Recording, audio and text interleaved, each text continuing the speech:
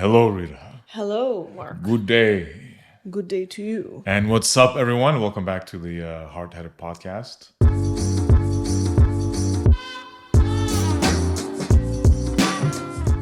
How you feeling today? How you feeling this week? How the hell are we feeling? How the hell are we feeling? Yeah, let's just start with that. How you guys feeling, Yeah. listeners and viewers? How can they tell us how they're feeling? You can, send us an email Yeah. to info@riseprojects.com, RYZE projects. Mm-hmm. Or do we do DMs too? Do we do DMs? We do DMs. Okay, you can DM us at Hardheaded or even Margarita. We do DMs, yeah. Yes. I might feel a bit weird talking today because it has been a hard 2 weeks. Yes. It's been a weird 2 weeks, I Stressful. should say. Stressful and heavy, especially when you have like no control over what you can do. Mm-hmm. I'm sure some of you know what we're talking about, and those who don't, it's about the situation happening in Palestine and Israel. It was a week of grief, and I think that's why last week we didn't film or have a new episode. We needed a break, yeah. It's not that this is a political show here, but this isn't a political show, so I'm not gonna get too deep into this, but although this is not political. This is humanitarian. It's still humanitarian. It's also a show about feelings and a show about society and humanity.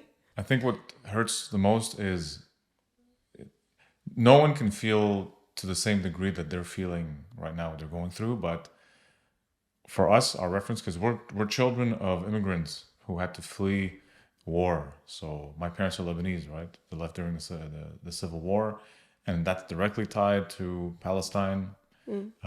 You're part Syrian, part Lebanese, and part Palestinian. So those things hit home, or not hit home, but they affect us closely because it's our roots and because our parents experience it directly too.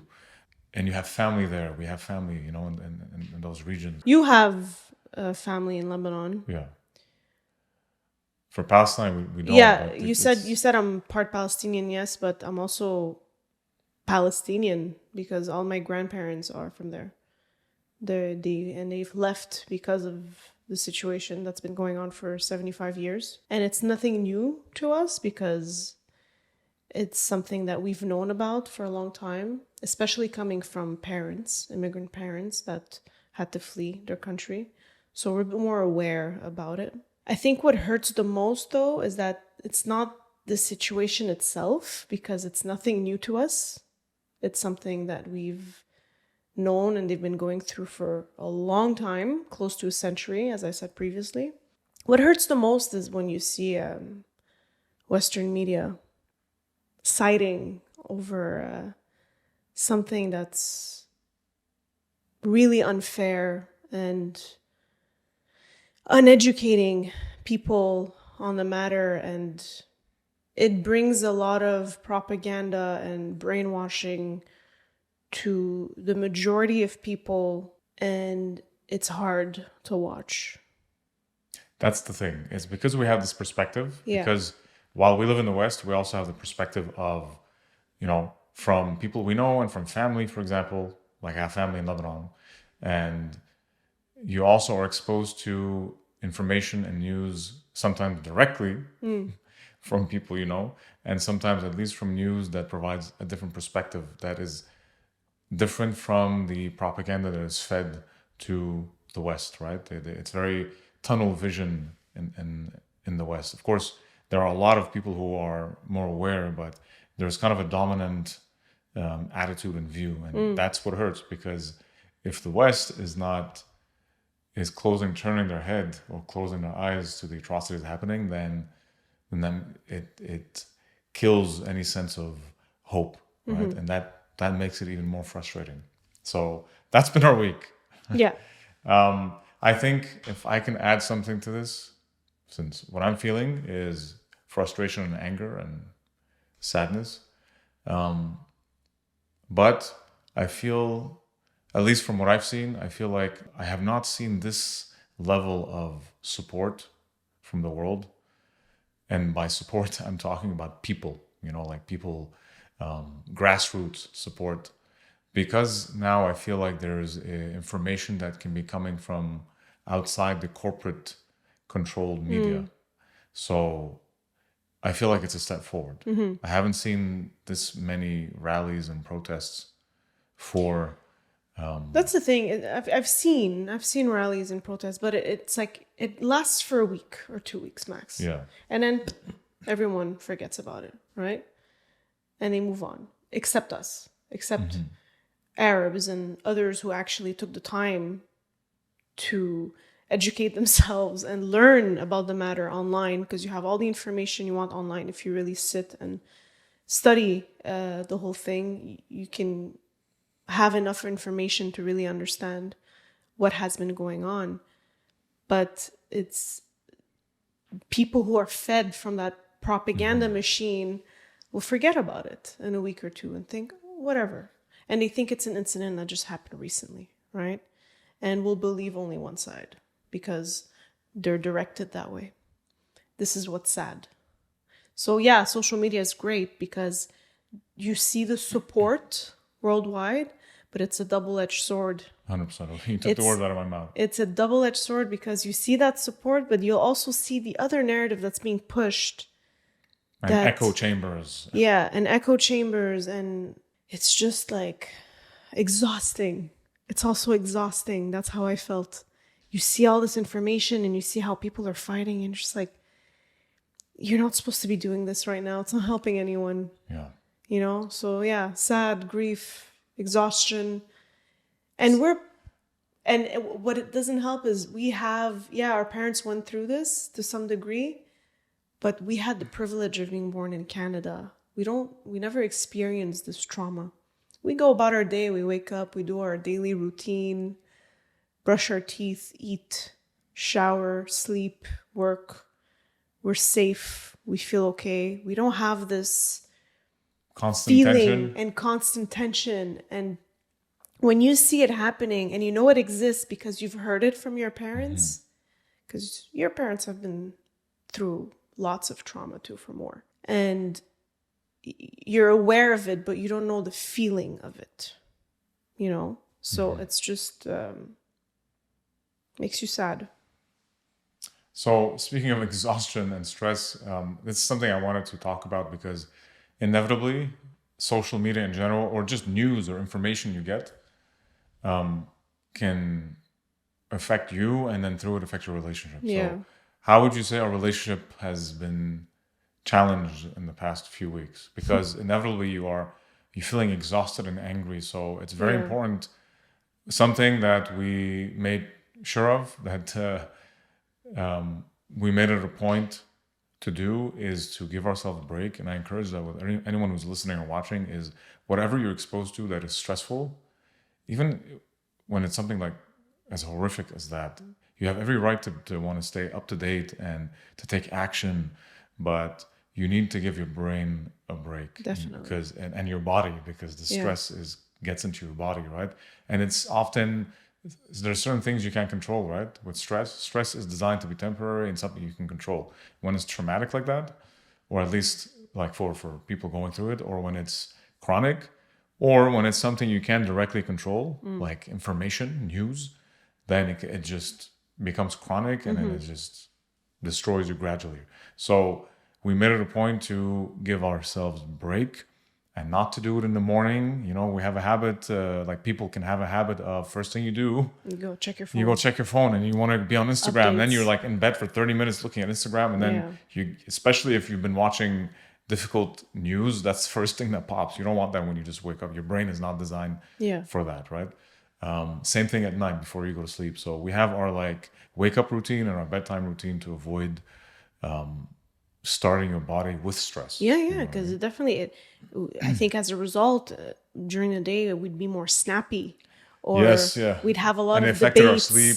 And it affected our sleep, and my mind was constantly running, and you know that feeling of grief I was talking about. It's like it stays with you, and anger, and you're just feeling all these emotions, and of course I'm gonna act a certain way towards you. I'm not gonna be myself. So definitely those breaks were needed, because us humans, our brain is not capable or made to absorb all this information you're seeing on the phone and not be able to do anything about it. Yeah, immediately. The chronic stress you're talking about is people are not aware how it's affecting your mind. And I see people constantly posting, and at the same time, good for them because they're bringing awareness. But I wonder if they're taking breaks I hope so. for their mental state, because it can fuck you up. It's so we said to ourselves, for the sake of our sanity and relationship, that we take when we notice that we reach a limit, we took daily breaks, I think, from the whole day, Just- social media. Yeah, or just mindfulness, or just chilling, taking a walk, or even watching like even lighthearted things like comedy, or if you're on social media, go look at cats and dog videos. Like you need those things. These things are important. Entertainment has a reason. That's why even we started, like we took a break even from posting things, but we came back and we did like a lighthearted, cute video about my whatever it was, like about my nose, whatever. And we also wanted to share that with everyone, and we appreciate the support because a lot of you guys were like, thank you for giving something wholesome in these difficult times, because like if someone needs to watch it, someone needs to create it too. You need to give a break between the heavy stuff and have lighthearted stuff. So not that also you shouldn't do anything, not help. Of course you can't like deny that, but you need to help and try to do the best you can while staying sane. So what I'm trying to say is not to remove credit for those who are actually posting and trying to do something, but we're not saying you should sit on your ass and not do anything and meditate all day and just really forget about the situation. Of course not. But take breaks. You definitely need to take breaks and do the most you can.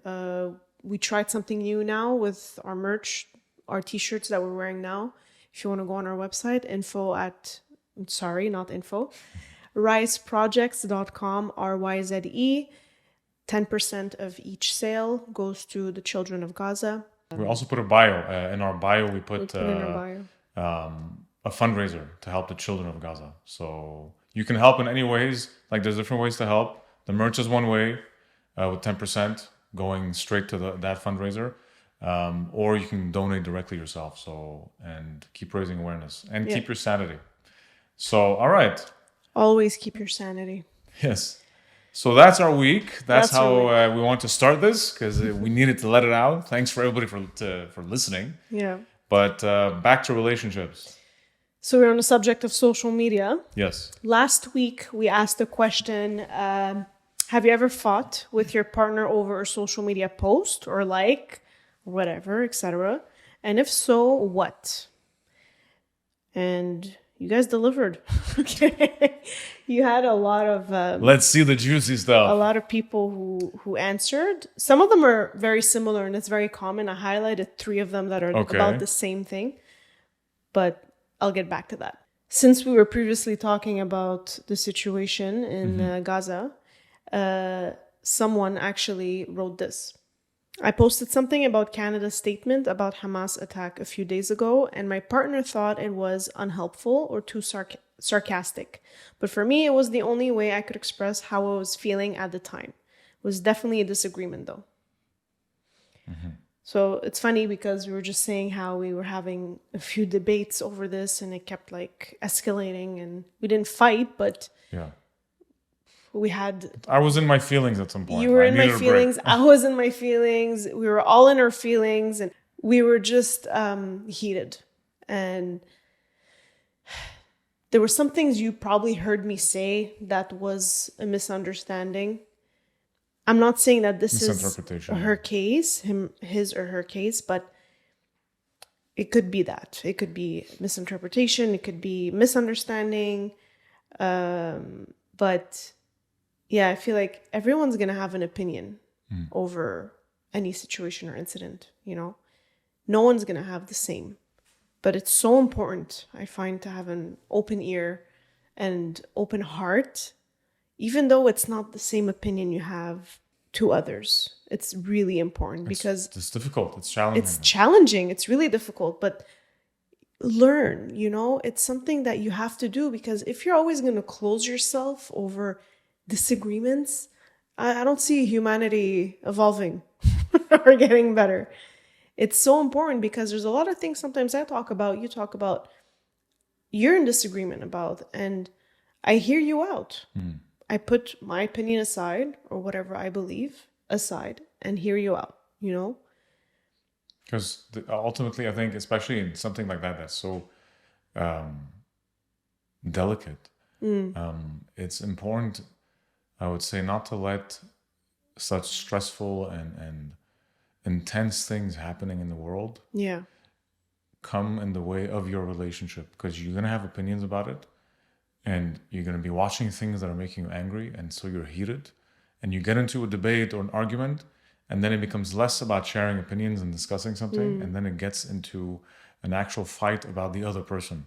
So that's something external that's coming and seeping into your home. It's like seeping into your relationship. It's just sneaking its way in between, like the devil got inside the house. You know what I mean? So if you find yourself in your feelings, be careful about opening a hot topic or a debate.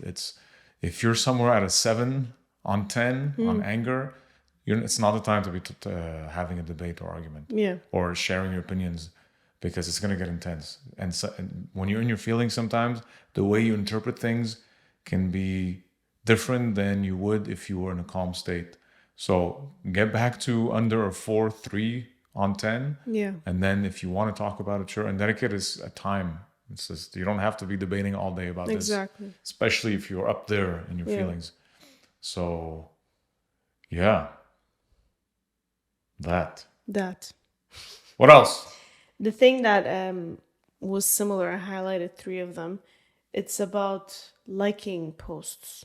So it wasn't about a post or more like girls he was following a lot.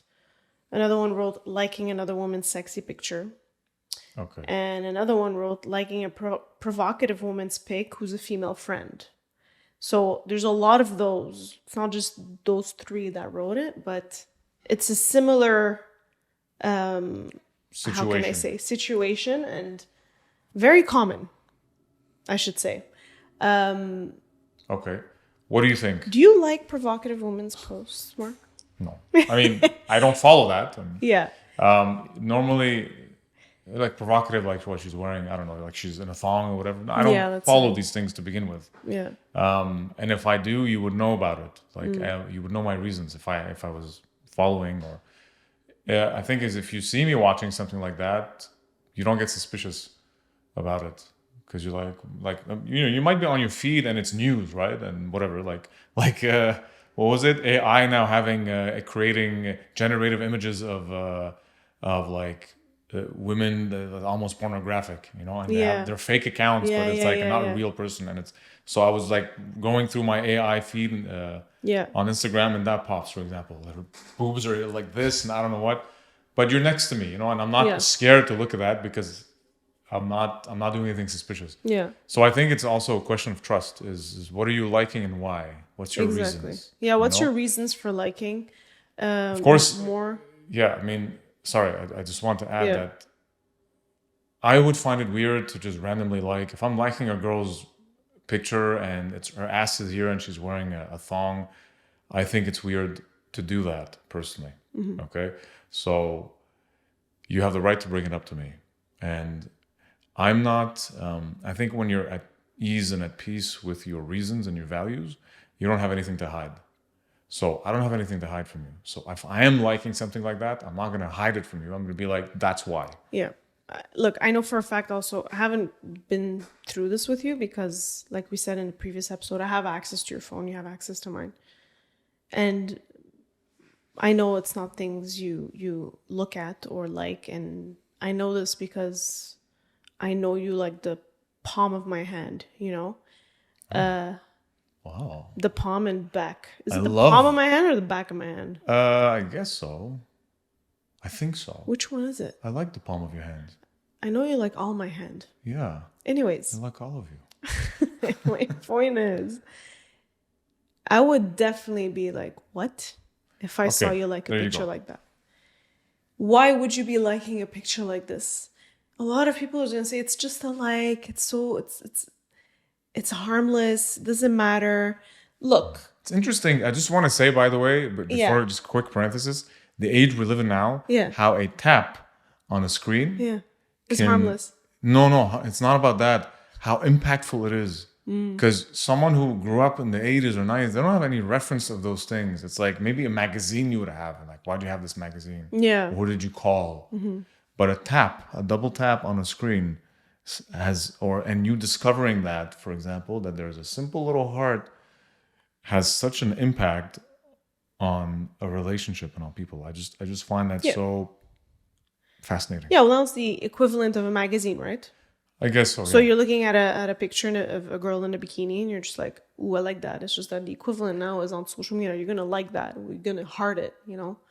So it's the same thing. If for me, your man has a porn magazine and they're looking at bikini pictures, is the same thing if that's what he's looking at on his phone. It's just rude. It's disrespectful. I wonder how they would feel if their women were looking at men in pictures with boxers and abs and muscle And that's his feed. and That's her feed. that's her feed. You know, it's. I always like to. What's the word? It's not the same, because it's guys. You Oh, gotta do because that. it's guys, right? Yeah, it's all the same thing. I Right. hate hearing this. I hate that argument. Please don't throw that argument. It is so not valid and it's so stupid. Men have a higher sexual drive. No. No, women too. They're just more selective. It just doesn't make sense to me, you know? I'm sorry. If I saw you liking another woman's picture, sexy picture, I would definitely confront you about it and I would not find that cool. So I think you'd be confused. I'd be very You'd confused. be like, Yeah. I think knowing us, like, you would probably come up to me first to be like, because you know how I am. So I think first you would be surprised, confused, and probably would be like, you probably would think it was a mistake. Like maybe he accidentally tapped and didn't realize. Yeah. But yes, definitely. And I would feel weird.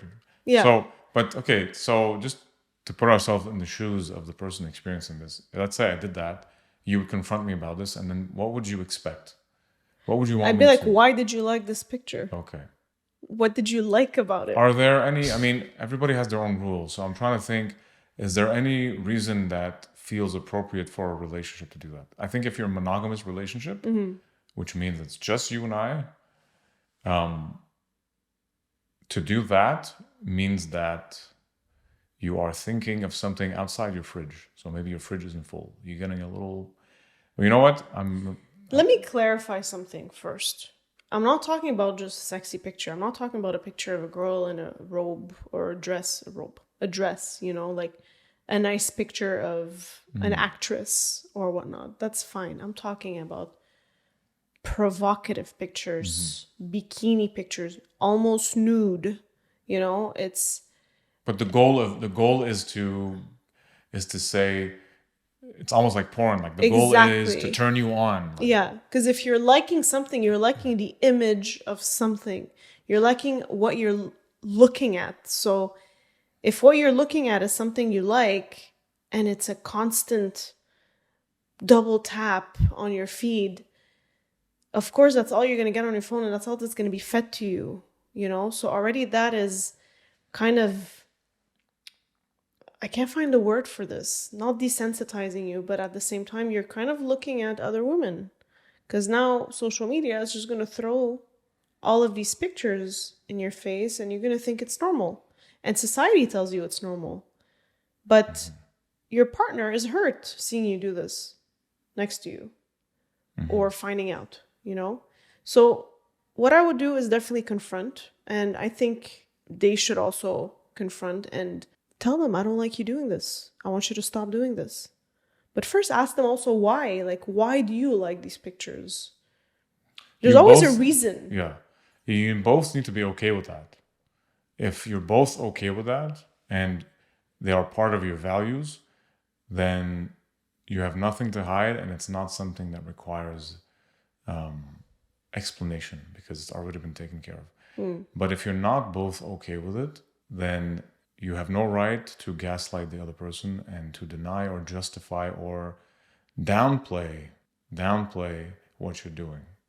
Because if you're hurt, whether I want to downplay or not, you're hurt.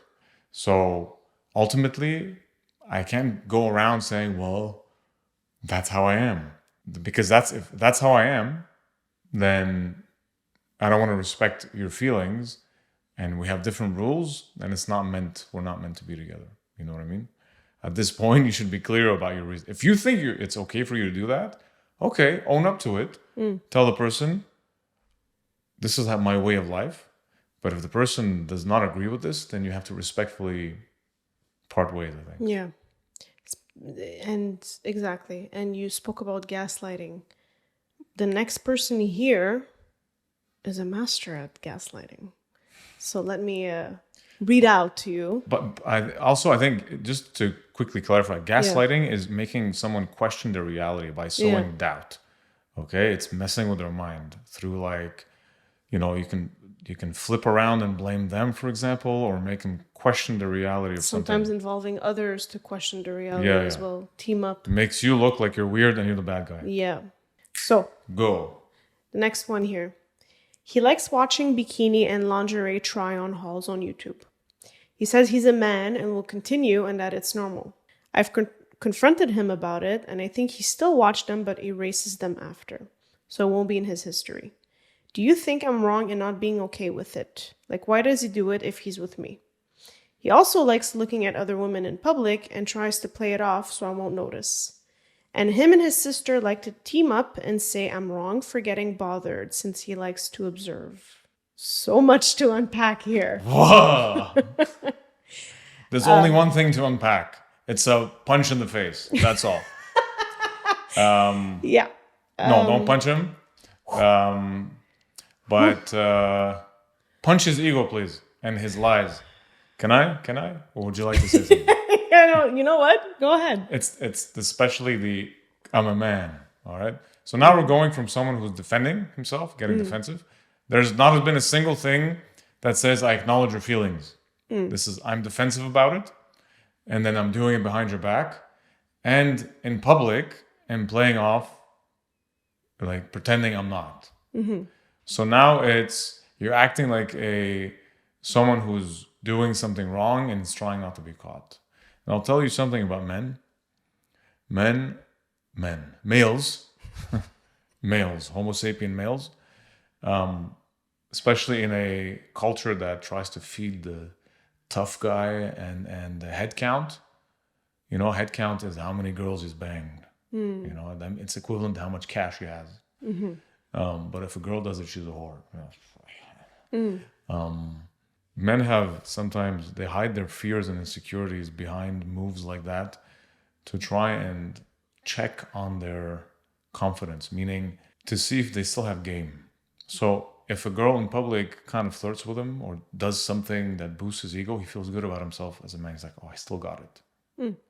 Which is another way of saying that what I have with my woman is not worthy of appreciation. I need to, it's not actual evidence of whether I'm good looking or whether I still got it. I need to get it from a stranger. It's as if you call me handsome, it's not real. I need to find it from a stranger. I need to get my validation from a stranger. It means I still got it. You know what I mean? I wonder if he got validation from his parents. Savage, but true. Sometimes it can be that. It's if you're constantly having to prove yourself as a man, you're going to start doing things like that. I read a book from Justin Baldoni, who I'm a big fan of, because he's very honest with his feelings. He wrote a book called Man Enough. Please go read it.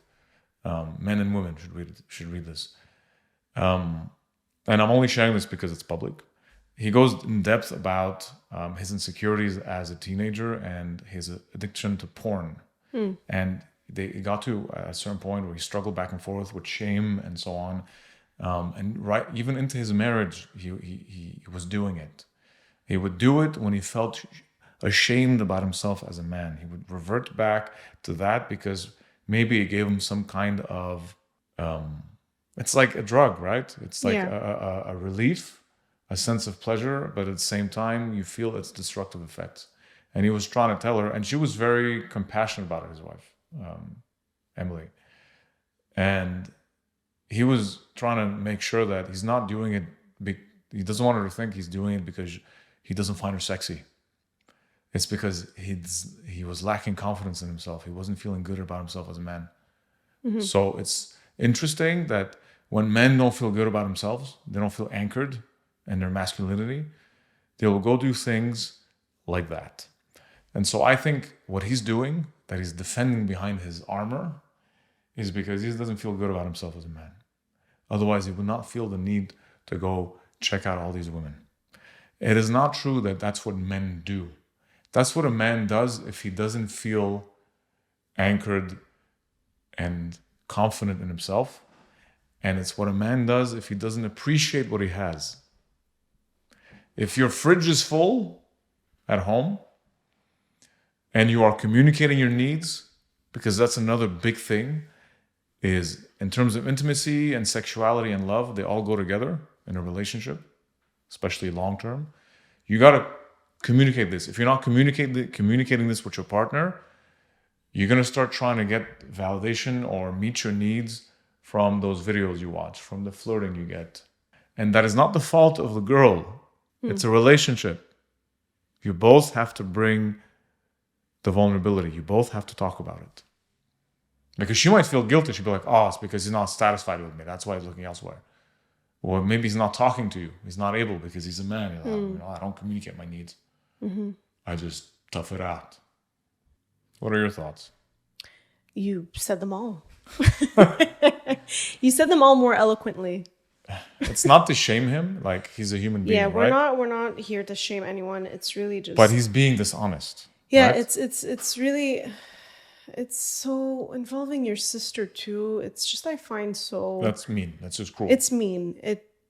It's mean and not necessary. And communication is something that like is probably not done correctly. And I feel like if you confront him about it, it has to be done in a way that's not shaming, of course.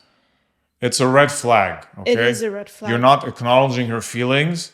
Fuck you, okay? I'm sorry. I need to say this because it's fucking annoying. He's involving his sister too against her. Why are you with her? Why are you with her at this point? Imagine I'm involving my sister to tell you, you're fucking stupid. You're my wife. I wouldn't marry you. How? You don't do this. You don't do this if you care about the other person. Yeah. That means you know that you're not at peace with your actions. You're not at peace with your values. Otherwise, you don't try to get everybody to gang up on your significant other and completely invalidate their feelings. Mm-hmm.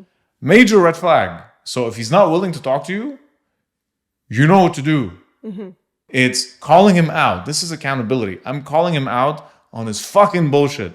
Calling him out on this major red flag. I see the passion. This is why I let you go first, because there's fire that comes out when you see men like this. Especially I'm a man, that's what I do. No. You're not at peace with your reasons. You don't feel the need to defend yourself. Yeah. You listen if you're grounded. You listen to what she says. You don't bring in your sister to back you up.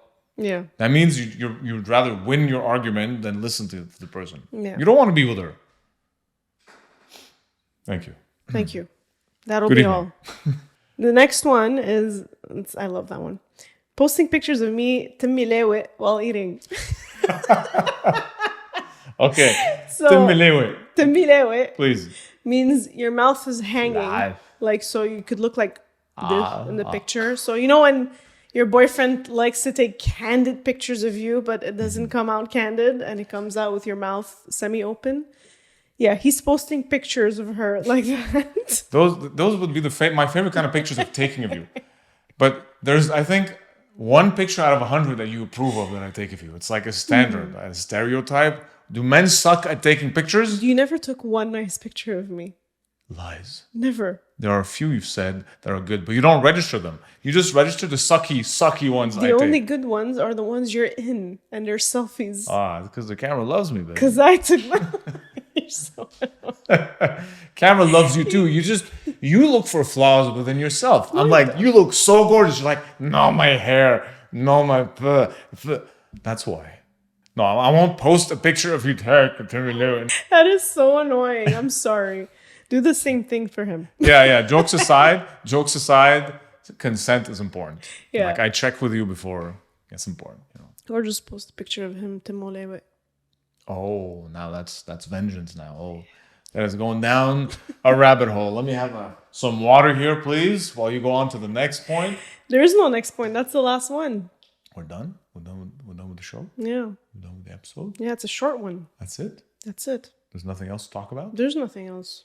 Well, if you want to talk about the point, there's a video we watched not long ago, actually, about men who do and help, since we're on a subject of men here. Yes. You wrote balancing tasks. The idea that husbands help and not do. Of course, ladies and gentlemen. This video about how mothers and wives have more mental load. Yes. So yeah, we were watching a video not long ago about the man. He was saying he doesn't help his wife. He doesn't help her do laundry. He doesn't help her do the dishes. He doesn't help her make the bed. He doesn't help her with the kids. You tell him. He doesn't help her with anything. He goes to work and comes back home and doesn't help her with things. What he does is takes on his own tasks. He takes care of the kids. He does the bed, and he does the laundry, and he does the dishes, and he takes out the garbage. Because he doesn't help. He does it because it's also his responsibility. Change your vocabulary. Yes, ladies and gentlemen. This is the point with the video, is this whole concept of helping. Like, it's not his job. He's helping her because it's mainly her task and her job. Because we still believe in our society that it is a woman's job to do all of this, and the man must provide assistance, but it is not his main duties. Oh my God. You know what patriarchy is to me? Go ahead. Patriarchy. The fire's out. The lingering presence of patriarchy for me is like a lingering smell of a fart that when you ate the worst kind of beans, okay, and then you release a fart that just lingers, the smell just stays longer than it should physically ever be allowed to. That's what patriarchy is to me. It's just it's changing today, but there's a lingering fucking smell that is that is in the vocabulary. It's like we're trying to bring potpourri to mask the smell now. Something like that. Yeah. So the idea of helping is the same thing. We actually read a quote that says, remember we read about how the fact that AI assistants like Siri and Alexa and that by blew default, my mind. by default, of course you have the option of male voices, but the default is female voices. So of course you might argue, oh, you're reading too much into this. Think of it what you want. Interpret it however you want. But it's just interesting that by default, it is a woman. It's not that it's wrong. Like right now, Siri for me is a female voice. Not because I get a kink out of it, because I just left it that way. I don't care. But it's like if I say secretary, what's the first thing that comes to your mind? Often it's a woman. If I say nurse, often the first thing that comes to mind. And if you say doctor, it's a man. There you go. You'd have to say doctress. It's like actor, actress. You'd have to say doctress. You know what I mean? It's just crazy when I read about the whole like it was like Siri and Alexa and all of those and Bixby, women voices, female voices. The idea was that by default, assistants or what's the word, like employees or someone at a lower level on the hierarchy, work hierarchy, is a woman. Yeah. And by default, anything that is on a higher, like a boss, is a male. It's interesting. What do you guys think? What do you guys think? So yeah, the idea of helping, I think is a very good point because folding clothes doesn't have a vagina or a penis on it. Okay, folding clothes is not gender. Cannot be like the fact that it's genderized is weird to me. So But it can give you a vagina if you fold clothes more. You can start developing female behavior. what are you saying? I think also if you were to make your bed, you would slowly start wearing my clothes as well. Well, I stopped making my bed now because you don't like the way I do it. Yeah, So because she has like this perfect feng shui method and this organizational Feng shui. yes this way of doing things in perfect symmetry that of course I'm too chaotic to do. So we've agreed that you're the one who does the bed. I'm the eagle eye. I have an eye for perfection. That's why I married you. Oh yeah, that's right. I was about to say, but you said it. Wow, I appreciate There you that. go. But I'm great at cooking. I do that. You are, yeah. What else? We divide tasks based on our strong points. That yes. It's very simple. And time, I would say. Like Yes. if you're training, I'll cook. If I'm training, you'll cook. Very I'm simple. training or editing. You're gonna do Yes. cooking. But it's strange. You're also a master on making the salad. Yes. So you do most of the Yes. salad. Yes. So that we can He live. makes awesome salads. They're so good. So that we can live blue zone. Blue Yeah. zone over 100. Yeah. So vocabulary makes a big difference. The idea of helping is something you guys need to reflect on. Men, you don't. If you're in a relationship, you don't help your woman with tasks. You do them. That's it. That's all. Thank you. That'll be it. Bye. That's the whole episode. No. We'll move on now. No. We're gonna end it Something here. else. I want to rant about something else. I think you ranted enough because right now you're at a 7. And if I give you another patriarchal, misogynistic story, you'll be at a 10. And the mic will break. It's not a mic drop. It's a mic destruction. Just look at his face, guys. He's about to fight something. For anyone watching, go on YouTube right now at, I think, after 40 minutes and see that face. Confidence. Yeah, there's more to say now. Confidence is not loud. Confidence doesn't need to scream to the world about its glory. It doesn't need to. Andrew Tate. Yeah. Yeah, I know what you mean. Okay, I'll stop it there. There's so much I could say. So go ahead. You want to add? I mean, no, but it's the red flags. I feel if there's one thing I could add about the dangers of what you might call loud masculinity. I'm not going to call it toxic masculinity because that very word can also start to give an idea that to be a man is toxic, although toxic masculinity is not masculinity. So I prefer to call it unhealthy masculinity. That's actually in the book too, Man Enough. There are traits that are learned by men that are unhealthy, that they think is confidence, but it isn't. To be vulnerable and to communicate your needs is not masculine, is not manly. You can be strong, traditionally speaking, and be sweet. You can be tough and you can be cute. You can be fucking powerful and fierce and also be tender and listen. Being confident doesn't mean stating, declaring your masculinity and saying what you are. We say that in Arabic, yufrud wujudo. That means to impose your presence. You don't have to impose yourself on people to be confident. To actually be confident means you're so grounded, you can listen. You can listen to your partner's needs. You can listen when they're bothered by something. You're so sexy right now. All right, guys. Don't forget our merch. 10% of each sale goes to the children of Gaza. And we have fundraisers. The same fundraiser, if you want to donate directly, on our bio on Instagram, just Margarita or Mark Hashem. Yes. Stay awesome. Take care of your health. Keep your stress cool. Go ahead. Thank you for listening and supporting us. As always, share your thoughts, your stories, throw us questions, and let us know if you need relationship advice on our website, riseprojects.com/hardheaded. That's RYZE projects.com/hardheaded. Sign up to our newsletter to stay up to date with our podcast and all of our announcements.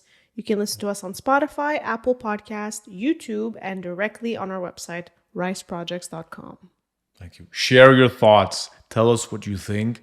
Tell us who do you want me to rant about? Who and what do you want me to pulverize with my words? Tell us. And he will. What red flags would you like me to burn?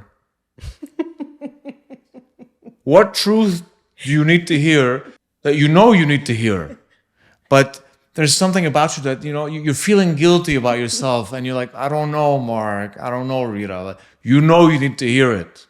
Tell us. Yeah, send it on our form submission. I will be happy to pulverize them. riseprojects.com/hardheaded. Mark is just waiting. Let's go. Yalla. Yeah.